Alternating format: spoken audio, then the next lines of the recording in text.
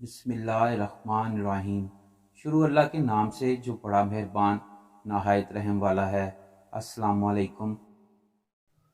سہیل بن عمرو مکہ مکرمہ کے نمایاں افراد میں سے تھا۔ یہ زبردست خطیب اور شاعر تھا۔ حضور نبی کریم صلی اللہ علیہ وآلہ وسلم جب طائف سے واپس تشریف لائے تو مکہ مکرمہ میں کسی شخص کی پناہ میں داخل ہونا چاہتے تھے۔ پہلے آپ صلی اللہ علیہ وآلہ وسلم نے بنو خزاعہ کے ایک آدمی اخنس بن شریک کو پیغام بھیجا کہ وہ آپ کو پناہ دے، مگر اخنس نے یہ کہہ کر معذرت کر لی کہ میں حلیف ہوں اور حلیف پناہ دینے کا اختیار نہیں رکھتا۔ اس کے بعد آپ صلی اللہ علیہ وآلہ وسلم نے سہیل بن عمرو کے پاس یہی پیغام بھیجا، مگر اس نے بھی معذرت کر لی۔ سہیل غزوہ بدر کے قیدیوں میں شامل تھا۔ اسلام اور مسلمانوں کے خلاف صرف زہر اگلنا اس کا مرغوب مشغلہ تھا۔ ام المومنین حضرت سودہ رضی اللہ تعالیٰ عنہ کا رشتہ دار بھی تھا۔ حضرت عمر فاروق رضی اللہ تعالیٰ عنہ نے حضور نبی کریم صلی اللہ علیہ وآلہ وسلم کو مشورہ دیا کہ آپ صلی اللہ علیہ وآلہ وسلم اس کے دانت اکھڑوا دیں تاکہ یہ آپ صلی اللہ علیہ وآلہ وسلم کے خلاف زہر نہ اگل سکے۔ آپ صلی اللہ علیہ وآلہ وسلم نے یہ بات پسند نہیں کی۔ آپ نے فرمایا، ہم انسانوں کی شکلیں بگاڑنے کا کام نہیں کرتے۔ صلح حدیبیہ کے موقع پر جس شخص نے مشرکین کی طرف سے صلح پر دستخط کیے وہ سہیل بن عمرو ہی تھا۔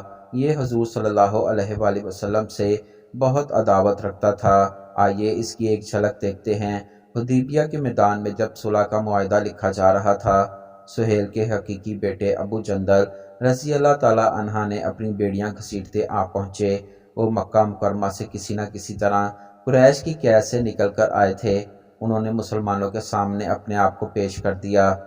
معاہدے کی ایک شک یہ بھی تھی کہ قریش کا جو آدمی اپنے سرپرست کی اجازت کے بغیر یعنی بھاگ کر حضرت محمد صلی اللہ علیہ وآلہ وسلم کے پاس آئے تو اسے واپس کر دیا جائے گا، لیکن محمد صلی اللہ علیہ وآلہ وسلم کے ساتھیوں میں سے جو شخص پناہ کی غرض سے بھاگ کر قریش کے پاس جائے گا تو قریش اسے واپس نہیں کریں گے۔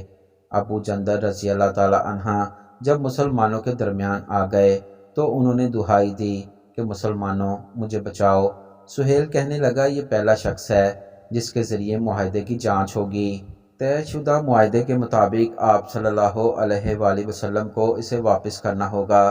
آپ صلی اللہ علیہ وآلہ وسلم نے ارشاد فرمایا کہ ابھی تو معاہدہ لکھا جا رہا ہے، ابھی تو اس پر کسی کے دستخط بھی نہیں ہوئے۔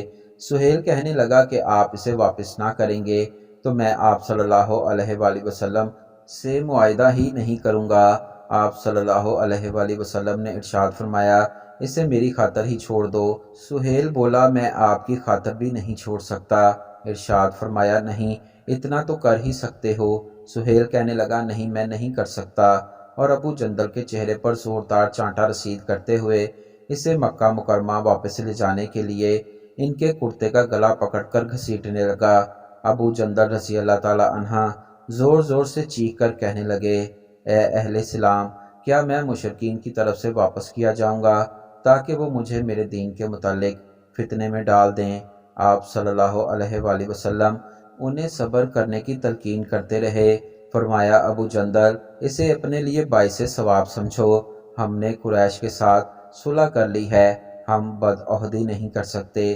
معزز ناظرین اکرام، آپ نے سہیل بن عمرو کا اللہ کے رسول صلی اللہ علیہ وآلہ وسلم کے ساتھ بد لحاظی کا حال پڑھ لیا ہے کہ کس طرح اللہ کے رسول صلی اللہ علیہ وآلہ وسلم ابو جندل کے معاملے میں فرما رہے ہیں، میری خاطر ہی اسے چھوڑ دو، مگر وہ انکار کر رہا ہے۔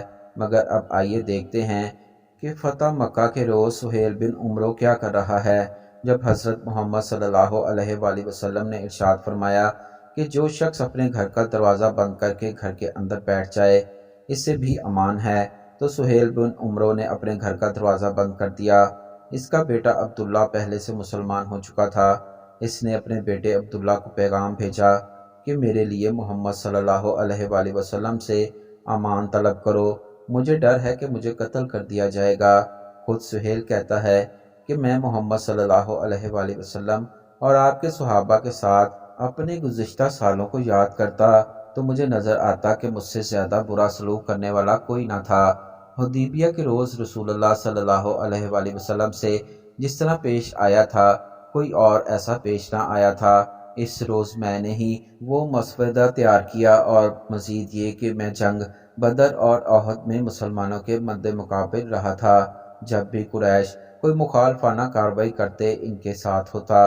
معزز ناظرین اکرام، قربان جاؤں اللہ کے رسول صلی اللہ علیہ وآلہ وسلم کے حلم اور بردباری پر آپ کے اعلیٰ اخلاق ملاحظہ کریں کہ جب عبداللہ بن سہیل آپ صلی اللہ علیہ وآلہ وسلم کی خدمت میں حاضر ہو کر دریافت کرتے ہیں، یا رسول اللہ صلی اللہ علیہ وآلہ وسلم، کیا آپ سہیل کو امان دیں گے؟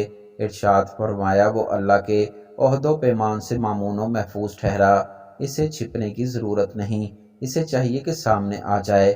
اور پھر ارد گرد بیٹھے ساتھیوں کی طرف شفقت بھری نگاہوں سے دیکھا اور فرمایا، جو شخص سہیل بن عمرو کو ملے اس کی طرف تیز نگاہ سے نہ دیکھے، اور سہیل کو چاہیے کہ وہ باہر نکلے۔ اللہ کی قسم، سہیل تو بڑا دانا اور معزز ہے، سہیل جیسا عظیم شخص اسلام سے محروم نہیں رہ سکتا۔ اور پھر فرمایا، اس نے اچھی طرح دیکھ لیا ہے کہ جس کے لیے اسے دوڑ دھوپ کرائی جاتی تھی انہوں نے اسے کوئی نفع نہیں پہنچایا۔